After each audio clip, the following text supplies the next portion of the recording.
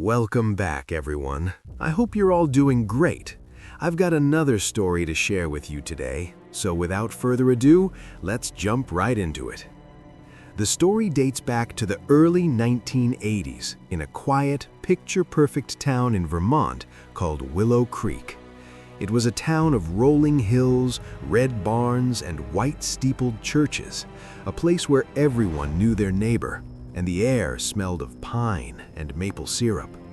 Everything about it felt calm, safe, almost too perfect, as if the darkness of the world had somehow forgotten this place. Among the town's elite was Julian Sterling, brilliant, charismatic, and deeply devoted to his community. Julian had returned to Willow Creek after graduating with honors from Yale University.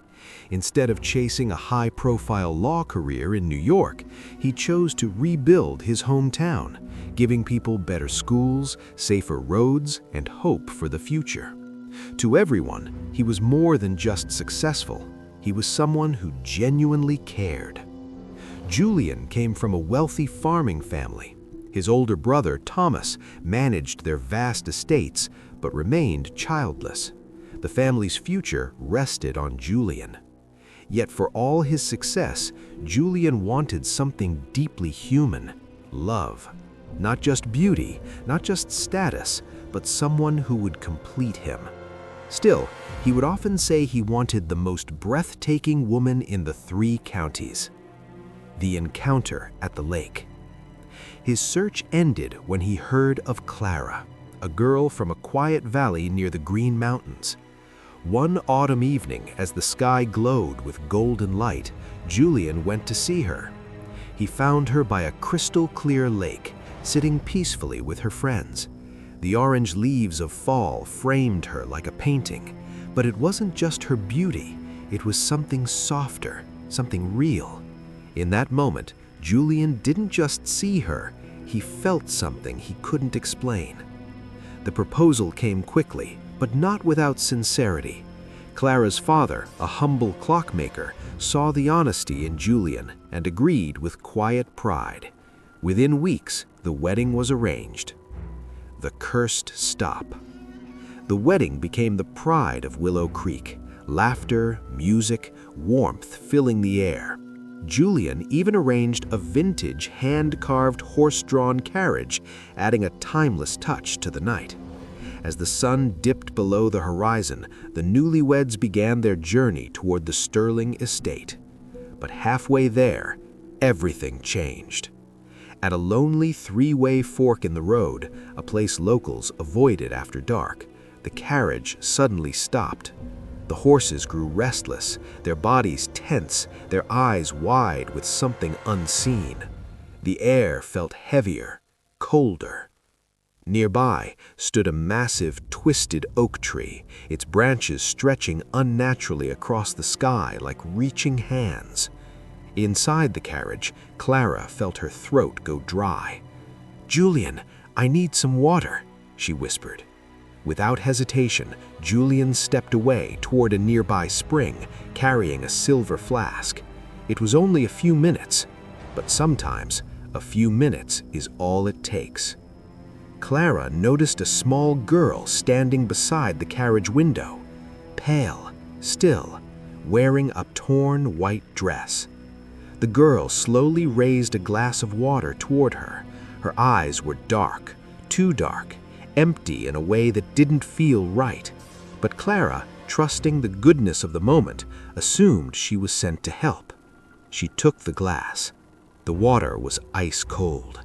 Not refreshing, but unnatural. Within seconds, her vision blurred. The world around her faded into gray silence. And then, nothing. When Julian returned, he found her unconscious. Panic filled his chest, but later, the explanation was simple. Exhaustion, they said, a long day. No one questioned it. No one noticed the faint bluish mark forming on her neck, like the imprint of a small hand. For 3 months, life was peaceful. Julian loved her deeply, and Clara filled the house with warmth. Their days were gentle, their nights quiet. It felt real, like the life they had dreamed of. But exactly 3 months and 1 day later, something shifted. It began during a quiet dinner. Julian asked for a glass of wine. Clara stood up, but her body moved strangely, stiff and unnatural, as if something inside her was pulling the strings. When she spoke, it wasn't her voice. It was distorted, broken, not belonging to any human sound. A cold silence filled the room. Then, suddenly, her body lost control. She moved violently, her strength unnatural, her eyes empty of recognition. Julian rushed forward, calling for help, not understanding, only trying to protect her. They saved her, but when Clara woke, she remembered nothing. The haunting of the Sterling estate. From that night on, their home changed.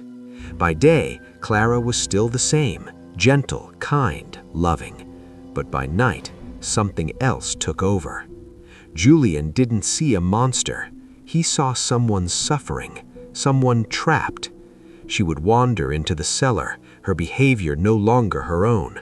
She would whisper things in her sleep, words that didn't belong to any known language. Sometimes her strength would become frightening, beyond anything natural. Julian searched for answers everywhere, doctors, specialists, anyone who could explain what was happening to the woman he loved. Finally, a priest named Michelangelo came. After observing Clara, his face turned pale. He said quietly, "This isn't something simple. Something found her at that crossroads, and it hasn't let go." But even then, Julian didn't focus on fear. He focused on her. A lifetime of waiting. Years passed, then decades. The world outside moved on, but inside the Sterling estate, time felt frozen. Julian was asked many times to let her go, to move on, to start over. He refused, not because he couldn't leave, but because he wouldn't.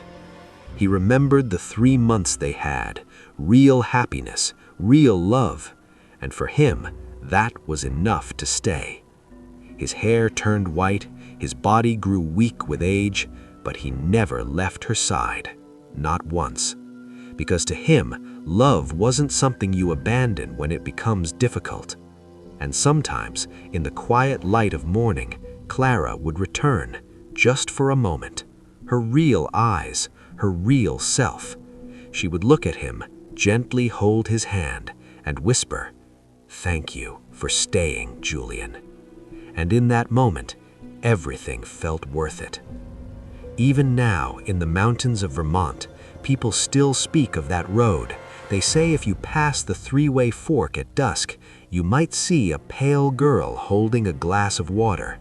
And somewhere in an old house filled with silence, a man is still waiting, not out of fear, but out of love, hoping that one day the woman he never abandoned will find her way back. True love doesn't always find a cure. Sometimes it just finds the strength to endure the darkness. That concludes this story. Let's move on to the next one. My name is Harold, but everyone around here calls me Harry. I was born right here on the edge of the misty bayous in Louisiana, deep in the Mississippi River basin. My father was a simple Cajun fisherman. From the time I could walk, I knew my life began with the pulse of these waters, and I figured it would end amidst the scent of salt and decay. But back then, I had no idea there was a world of shadows lurking just beneath the surface. My mother was a woman of few words and heavy secrets. She had one rule that she never let me forget. "Harry, never turn on the porch light on the night of the new moon, and don't you dare go near the dock." Everyone in our small town knew the swamp changed when the sun went down. Some said ancient spirits crossed over from the other side. Others claimed the water itself was a living, breathing thing. My mother never explained why. One look from her piercing gray eyes told me that questions were forbidden. After my father passed, she became as hard as stone. She taught me how to set traps and cast nets, but her warning remained constant. Don't trust the river, Harry. It only knows how to take. The night of the pale blue light. It happened on the night before the new moon. Since noon, the sky had been pouring down a relentless, heavy rain. By dusk, a thick, suffocating darkness settled over the bayou. My mother hurriedly bolted the heavy oak door, but sleep wouldn't come to me. The air smelled strange. Beyond the scent of wet earth, there was a metallic, briny odor that made my skin crawl. Looking out the window, my heart skipped a beat. Far out in the middle of the black water, a ghostly pale blue light was flickering. Compelled by a force I couldn't resist, I unlatched the door and stepped out. The cicadas had gone silent. The world was unnervingly still. I stood at the edge of the dock. The water was flat, like a black mirror.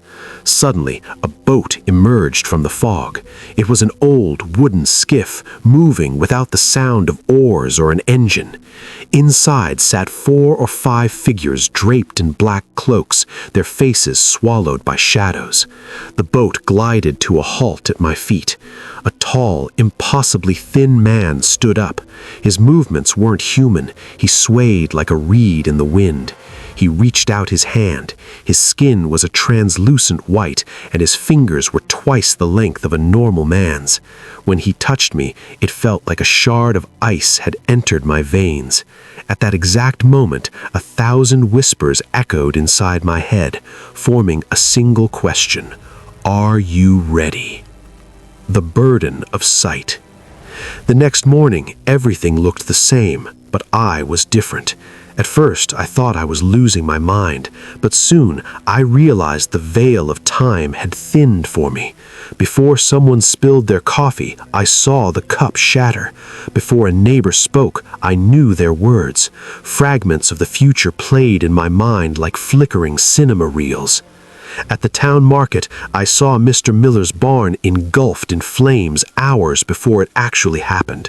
When the sky finally turned blood red with smoke that evening, I trembled. Word spread fast. They said Harry had the gift. Some saw me as a savior. Others whispered I was a servant of the devil. I tried to save Robert. I saw his boat capsizing near the old cypress grove the night before it happened. I begged him not to go out, but he just laughed it off with a wave. That afternoon, they pulled his lifeless body from the water at that very spot. His eyes were open wide, as if he were still looking for me. From that day on, the townspeople didn't just avoid me, they feared me. My mother finally pulled me aside one evening. In a voice that shook with age and grief, she whispered, "Your father had this too, Harry. He saw who was marked for the other side. But this power, it isn't a gift, it's a debt." I realized then that my father hadn't died in a simple accident. He had been hollowed out by the weight of what he knew. One night, I closed my eyes and I saw a vision that broke me. I saw my mother collapsing in the kitchen floor, clutching her chest. The very next day, at sunset, it happened exactly as I had seen. I screamed for a doctor, holding her close, but she gripped my hand with surprising strength. "Stop, Harry," she gasped. "What you see isn't meant for us to change. What is meant to be, will be. You are just a witness, and that is your penance." She passed away that night, and as her final breath left her body, the sight vanished. Just like that, the world became ordinary again. The power left as silently as it had arrived. Reflection. Today, I sit on the same dock overlooking the misty bayou. The visions are gone, but they've left a weight in my chest that never goes away. Sometimes I wonder if I really received a gift that night on the water, or did I lose my right to live a normal life and say a peaceful goodbye to my mother? When I look at the dark, still water, I can't help but feel that the blue light is still out there, lurking in the fog, waiting for the next soul to claim. If you enjoyed this story, feel free to like and subscribe. I'll see you in the next haunting chapter. Until then, stay safe and keep an eye on the water.